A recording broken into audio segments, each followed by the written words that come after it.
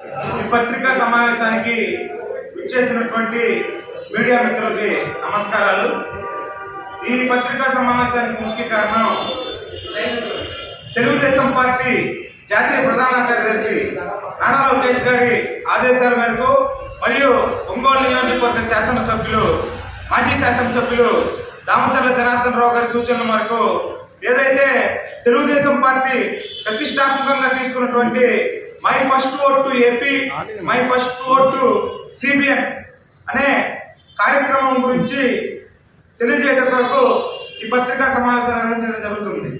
ఏదైతే రాష్ట్రంలో ఉన్నటువంటి మొదటిసారిగా ఓటు హక్కు పొందినటువంటి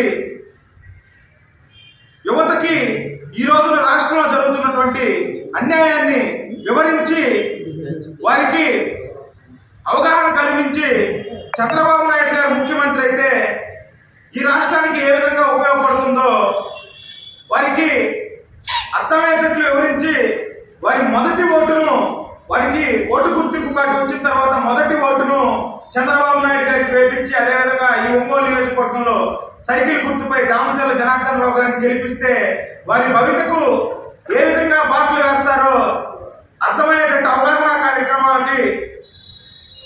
అవగాహన కార్యక్రమాలు నిర్వహించమని చెప్పేసి రాష్ట్ర తెలుగుదేశం పార్టీ పిలుపునిచ్చింది. ఏదైతే ఈ రోజున యువత మన దేశానికి బలం, దేశాభివృద్ధిలో కానీ రాష్ట్రాభివృద్ధిలో కానీ వారి పాత్ర ఎంతో కీలకం. ఈ రాష్ట్రంలో అవినీతి అంతం చేయాలన్నా, అభివృద్ధికి బాటలు వేయాలన్నా, ప్రజాస్వామ్యాన్ని పరిరక్షించాలన్నా అది కేవలం ఒక సర్వే PLFS 2022 సర్వే ప్రకారం 24% నిరుద్యోగ రేటుతో దేశంలోనే అత్యధిక గ్రాడ్యుయేట్ నిరుద్యోగులుగా ఉన్న మన రాష్ట్రంలో ఉన్నారు. మరియు అదేవిధంగా భవిష్యత్తుపై ఆశ కోల్పోయిన యువత ఈ రోజున 2100 మంది ఆత్మహత్యలకు పాల్పడ్డారు. అదేవిధంగా తీసుకున్నట్టయితే గంజాయి రవాణాలో దేశంలోనే ఏపీని అగ్రస్థానంలో ఈ జగన్మోహన్ రెడ్డి ముఖ్యమంత్రి అయినాక నిలబెట్టాడు.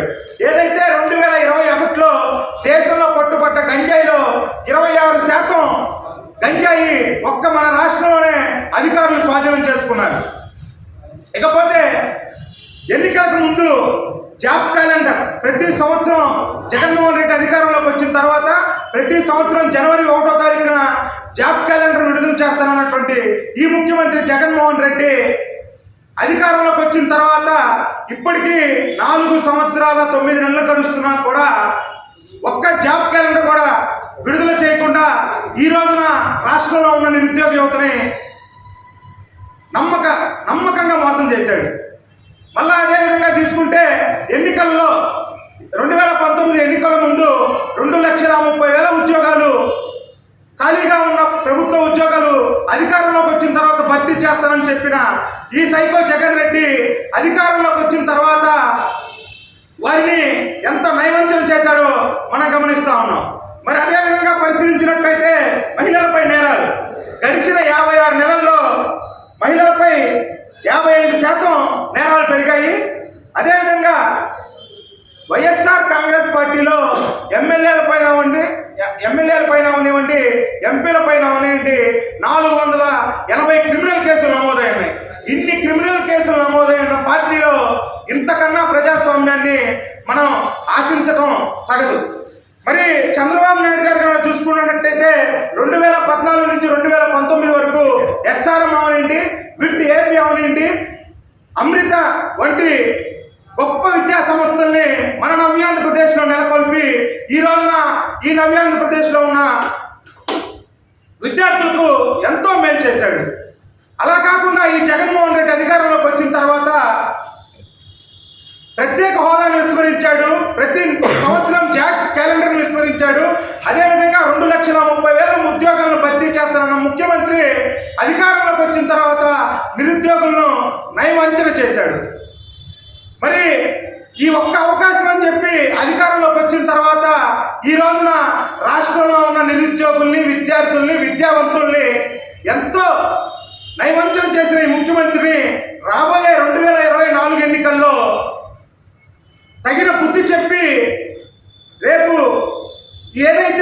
కొత్తగా ఓటర్లుగా నమోదయ్యారో వారికి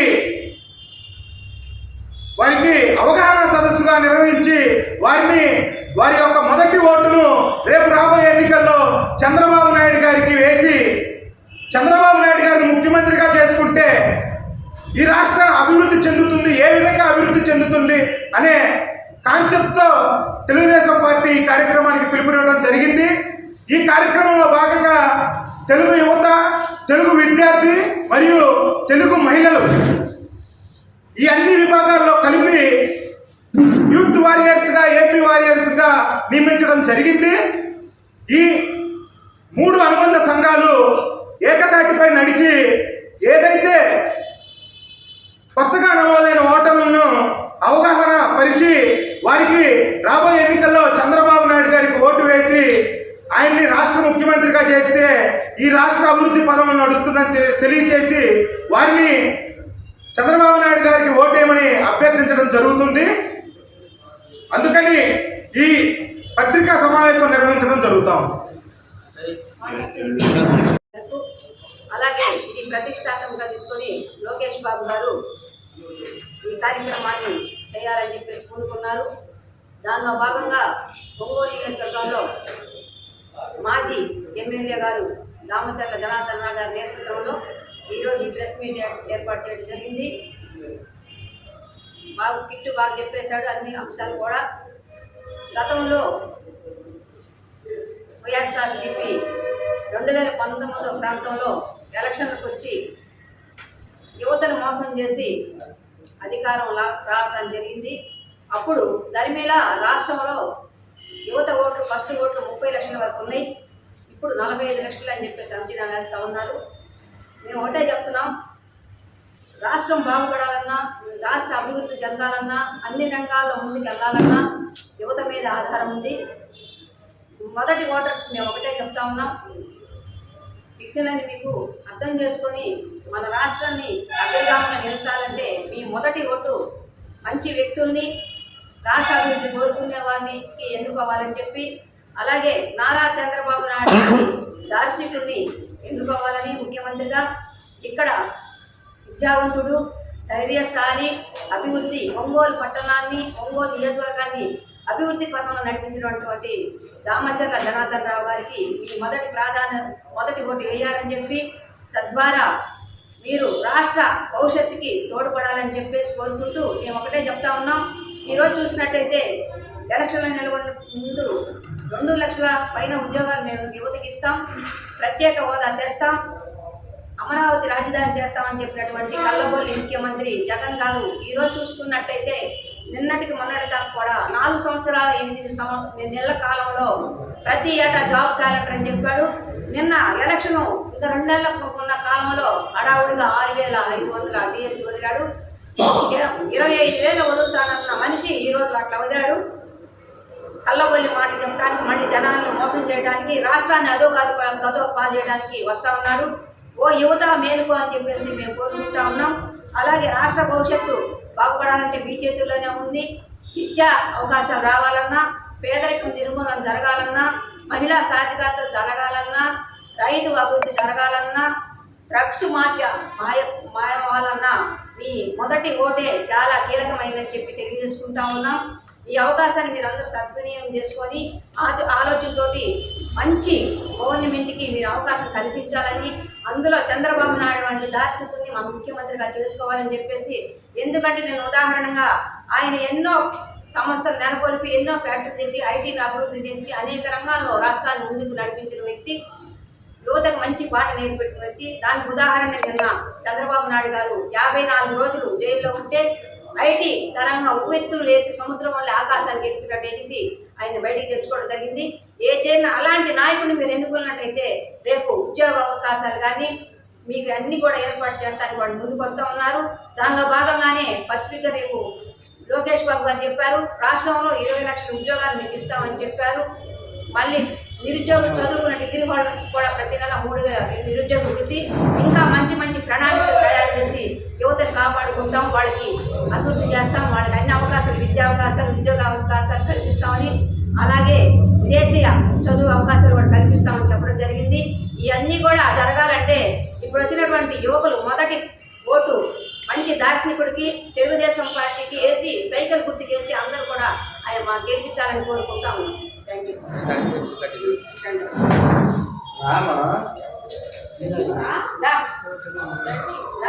తెలుగుదేశం పార్టీ ఉన్నప్పుడు యువతకి ఎంతో భవిష్యత్తు ఇచ్చింది.